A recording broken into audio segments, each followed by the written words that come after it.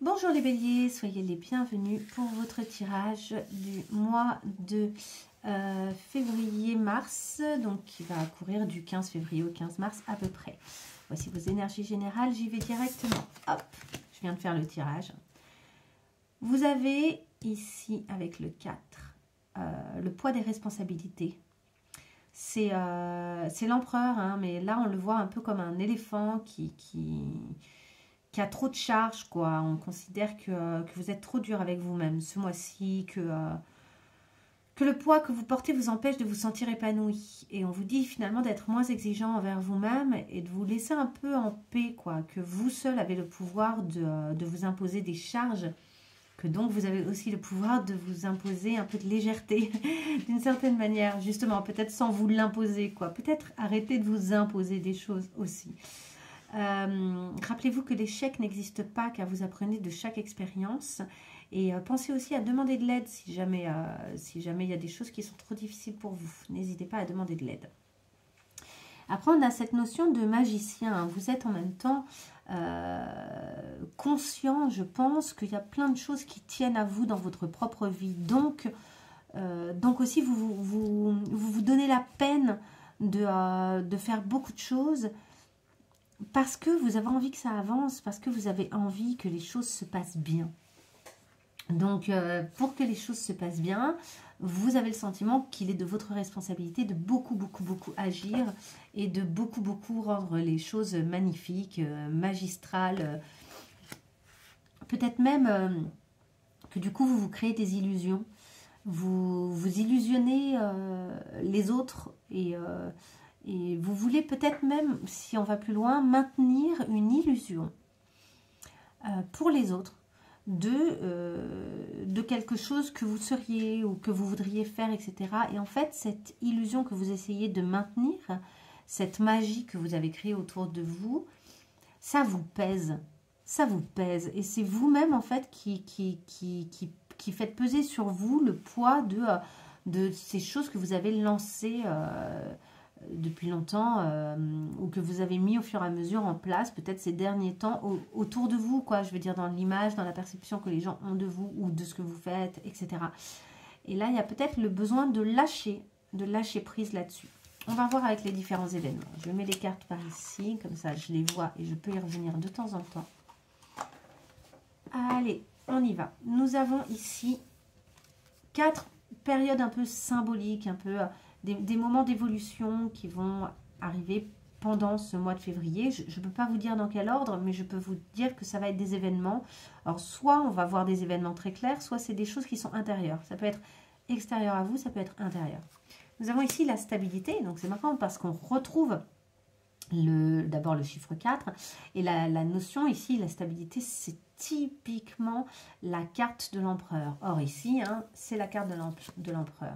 Donc ce qui est intéressant ici, c'est qu'on parle d'enracinement, que cette stabilité, elle doit passer par un enracinement. Nous avons ici la sagesse, nous avons l'accomplissement personnel, le roi de bâton, donc, qui est le boss, quoi, par excellence, hein, le meilleur des boss du monde. Nous avons soit ta priorité et viens me rencontrer. Ok, là ce qu'on vous dit clairement, c'est qu'il faut revenir à vous, il faut revenir à votre accomplissement personnel. Oui, vous avez de grandes choses à faire, oui, vous allez pouvoir au fur et à mesure, comment dire, installer les choses que vous voulez installer. Vous avez peut-être des projets, des envies, mais avant de faire tout ça, il faut que vous reveniez vraiment à vous. Avant d'essayer de faire les choses pour le monde extérieur, faites-les pour vous. Avant d'être le meilleur boss du monde, soyez votre meilleur boss à vous. Si par exemple vous bossez, peut-être même que vous êtes patron ou que vous avez un travail indépendant ou des choses comme ça, mais soyez le meilleur des patrons pour vous-même. Soyez le meilleur des patrons dans le sens où essayez d'arrêter, si vous pouvez, d'impressionner les autres. Essayez d'arrêter même de tenter de vous impressionner vous et revenez plutôt à un accomplissement personnel qui vous fera vraiment du bien, avec sagesse en fait. Qu'est-ce qui vous ferait vraiment du bien profondément? Et il y a cette idée de vous rencontrer avec amour, de venir vers vous. Vous voyez cette jeune fille qui traverse le miroir comme ça et c'est elle-même qu'elle rencontre, hein, et sa propre image vient lui caresser la joue pour la rassurer. Il y a quelque chose ici qui se joue à l'intérieur de vous. Votre stabilité, elle doit être intérieure, vraiment. Elle doit être dans le fait de vous enraciner, vous, dans votre terreau, dans la terre que vous avez choisi d'utiliser. C'est vraiment vous qui vous donnez les ingrédients. C'est invisible, les racines sont invisibles. Les gens de vous, ils ne voient que l'arbre. C'est comme la pointe de l'iceberg, quoi. Mais qu'avez-vous fait de vos racines? Comment sont-elles? Est-ce qu'elles sont bien posées dans la terre, bien solidement dans la terre? Est-ce que cette terre est vraiment nourrissante pour vous? Etc. etc. Donc, ayez la sagesse de poser ce regard sur l'endroit où vous êtes actuellement et sur le fait de revenir à vous et d'essayer de faire les choses un peu moins par rapport au monde extérieur, un peu plus par rapport à vous-même. On continue. Deuxième étape, nous avons les discussions.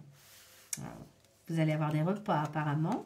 Accepter des moments de partage. Hein, assez sympa, je pense. Vous êtes respecté pour vos choix.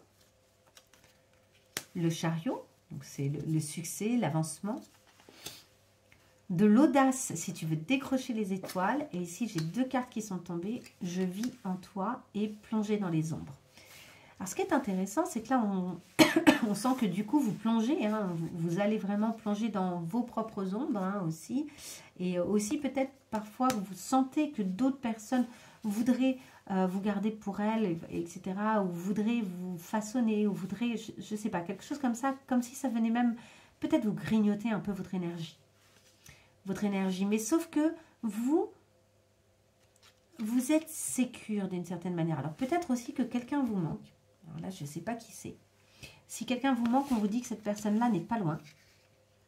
On vous dit que cette personne qui est partie est toujours là.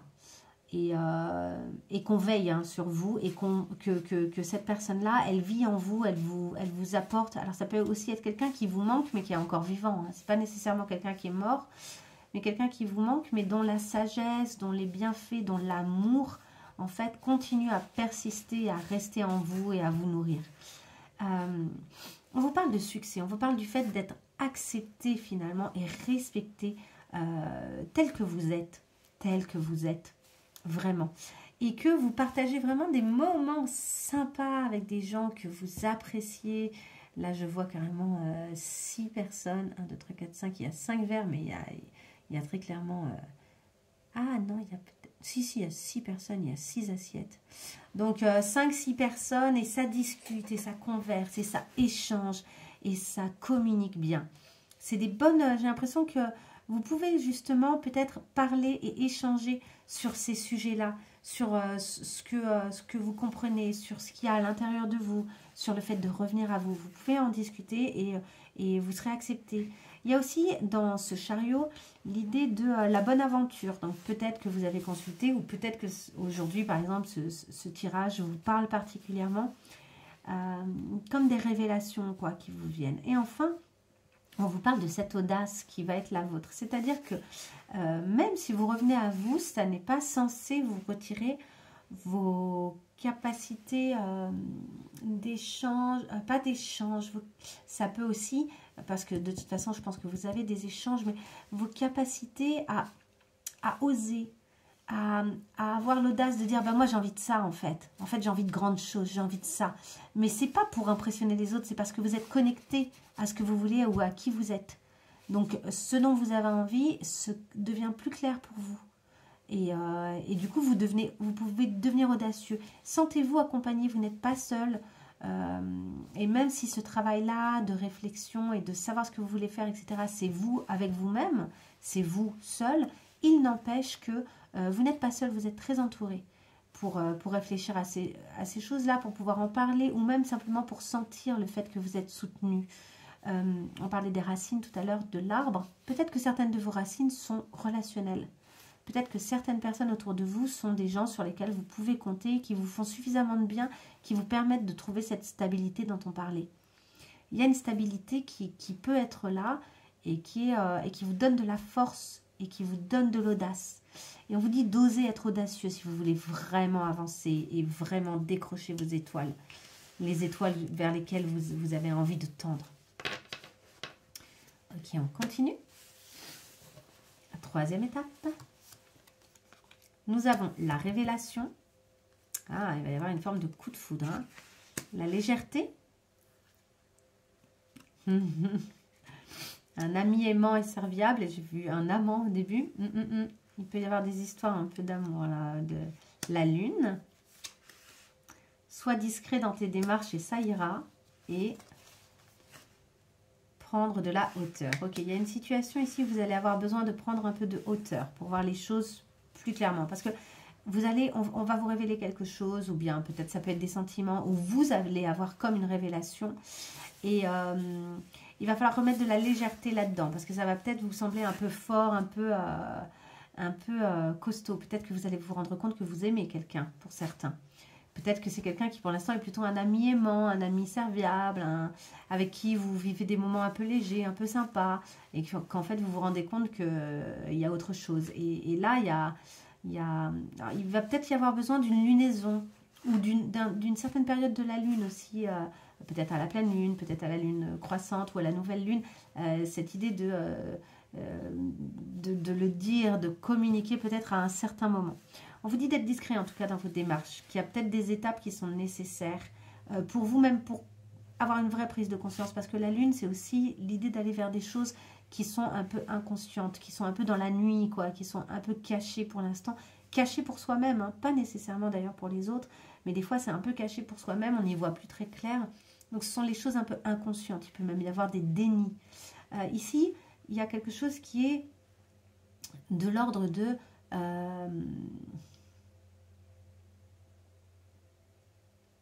comme si vous compreniez quelque chose, comme si vous étiez en train d'avoir une révélation, quelque chose devient plus clair. Soit c'est quelqu'un qui vous fait une révélation et ça vient de toute façon chambouler des choses et ça vous oblige à bien réfléchir et à prendre de la hauteur, soit la révélation elle est intérieure et dans tous les cas vous devez prendre cette hauteur, vous devez prendre du recul pour essayer de comprendre ce qu'il en est. Cet ami aimant et serviable peut également être quelqu'un peut-être à qui vous demandez conseil ou qui est présent. En tout cas, j'aurais tendance moi plutôt à dire que cette chose-là est entrée, a trait en fait à cette personne-là, a trait à un ami aimant et serviable. Soyez discret tant que vous ne savez pas exactement ce que vous pensez de tout ce qui est en train de se passer en fait. Prenez de la hauteur pour rester discret, prenez de la hauteur pour clarifier les choses et après pour pouvoir peut-être énoncer certaines choses. Il y a peut-être des choses qui ont besoin d'être dites à quelqu'un, qui ont besoin d'être révélées même, dirais-je. Ok, on continue. Eh bien, les béliers, il y a des choses. Hein. Alors, nous avons ici la stérilité, créer, personne charmeuse, le fou, c'est irréaliste pour le moment et nouvelle vie. Waouh. Ok, il y a quelque chose là. Il y a comme quelque chose que vous avez envie de créer, de mettre en place, etc., qui vous garantirait une évolution, une nouvelle vie. Et on vous dit pour l'instant c'est trop tôt. C'est-à-dire que c'est comme si... ça ne veut pas dire qu'il ne faut pas faire les choses. Hein. Les premiers pas et le fou qui se lance, c'est super. Le fou, il se lance. Mais attention, il se lance sans regarder où il va. Il se lance un peu à l'aventure en mode hop, j'y vais. Sauf que peut-être que cette façon de faire serait stérile, serait non créative, ne vous aiderait pas et serait irréaliste parce que c'est comme si vous n'étiez pas assez prêt pour vous lancer dans le vide comme ça, sans réfléchir, sans avoir un parachute, sans anticiper. Je pense qu'au fond, ce qu'on vous conseille, c'est d'anticiper un petit peu. Hein, d'y aller, oui, mais d'y aller un peu plus pas à pas, un peu plus tranquillement. Il y a une personne charmeuse autour de vous. Alors, est-ce que c'est vous? Est-ce que c'est une personne? Il y a une personne charmeuse qui peut-être vous fait croire aussi qu'il faut y aller très vite, très fort. Et en fait, je pense que c'est pas très réaliste. C'est pas très concret. Oui, il y a peut-être quelque chose de nouveau qui se présente. Oui, il y a peut-être une nouvelle vie qui arrive. Oui, il y a peut-être des opportunités qui se présentent. Et c'est tant mieux si c'est le cas. Il faut y aller. Mais il faut y aller en restant concret et réaliste. Si vous y allez et que vous vous jetez la tête la première en mode allez, j'y vais, de toute façon tout va bien se passer, hop hop hop, revenez à quelque chose de plus tranquille, calmez un tout petit peu le jeu. Et oui, les choses vont sans doute bien se passer, mais justement, elles se passeront bien si vous y allez avec une forme de prudence, une petite prudence. Alors ça peut être la relation dont on parlait avant. Peut-être que une fois que vous avez eu votre révélation, etc., pour pouvoir en parler, il va falloir y aller tranquillement, pas à pas. Il y a peut-être une question d'étape. Peut-être aussi que quelqu'un ici vous a un peu charmé, manipulé et fait croire quelque chose qui était finalement un peu irréaliste. Vous a fait croire qu'il fallait y aller, qu'il y avait une nouvelle vie qui s'offrait à vous, que tout allait être génial, merveilleux, nanana. Et en fait, il y a quelque chose d'un peu faux là-dedans. Il y a une forme de manipulation. Excusez-moi, c'est mon chien qui bâille. Et donc, je pense aussi qu'il faut vous rappeler que vous êtes le créateur de votre vie, que vous êtes le créateur de votre nouvelle vie. Si vous voulez quelque chose de nouveau dans votre vie, si vous voulez que quelque chose de nouveau démarre, ça tient à vous surtout. Ça ne tient pas aux gens à l'extérieur. Après, il va falloir faire par contre avec les événements extérieurs, avec les choses extérieures. Donc, d'où l'intérêt d'y aller pas à pas. Et d'essayer de voir un petit peu qu'est-ce que vous pourriez faire, ou qu'est-ce qu'il est déconseillé de faire, ou de quelle façon vous pouvez faire ceci ou faire cela, pourquoi pas vous renseigner, etc. Mais donc il y a cette idée-là d'y aller tranquillement quand même. Étape par étape, chers amis, vous êtes le créateur de votre vie, en tout cas ça c'est sûr. Donc il y a beaucoup de choses qui tiennent à vous. Après, peut-être aussi quelque chose qui vous semble pour l'instant stérile va pouvoir finalement donner quelque chose. Ça, c'est possible. Parce qu'au début, on a stérilité et à la fin, on a nouvelle vie. Le principe de la stérilité, c'est qu'on ne crée pas de nouvelle vie. Mais sauf que ici, c'est comme s'il y avait un cheminement, quoi. Ça pourrait, en fait, donner quelque chose. Mais peut-être pas tout de suite et peut-être pas de la façon dont vous l'envisagiez à l'origine. Ou peut-être que quelque chose qui vous semble sans, ou qui vous a semblé sans, comment dire, sans avenir, s'avère finalement avoir un avenir. Même s'il faut y aller, je vous dis, il faut y aller avec tranquillité, il faut y aller pas à pas, vraiment. Ok, allez, on y va avec la carte conseil. The Soul Sisters. Two Hearts, One Soul. Sisterhood. Ici, on vous parle d'un lien avec une femme ou des femmes. On parle d'être sœur d'âme, des âmes sœurs, hein, plutôt amicales a priori. Si c'est des femmes qui regardent, clairement, c'est des âmes sœurs plutôt féminines. Et vous êtes entourés, vous êtes soutenus, vous avez des liens qui sont forts, qui sont intéressants. On l'a vu avant, hein, de toute façon, je pense que certaines de vos racines, elles passent par là. Peut-être que c'est une sœur aussi, une vraie sœur, je veux dire. Voilà, ça peut être tout ça. Donc ça, c'est assez génial. Profitez-en, vivez-le pleinement. C'est quelqu'un sur qui vous pouvez compter ou quelqu'une... Peut-être qu'il y en a plusieurs, voilà. Après, il y a peut-être aussi une connexion, vraiment, des âmes sœurs qui sont hyper liées et qui peuvent être aussi amoureuses. Hein. Il y a l'idée de deux cœurs et d'une seule âme. Donc, voilà pour aujourd'hui, les béliers. J'espère que ça vous servira, que ça aura eu écho en vous. Si c'est bien le cas, n'hésitez pas à liker cette vidéo ou à me laisser un petit message. Ça me fera plaisir. Je vous dis à très bientôt pour de nouvelles vidéos. Au revoir.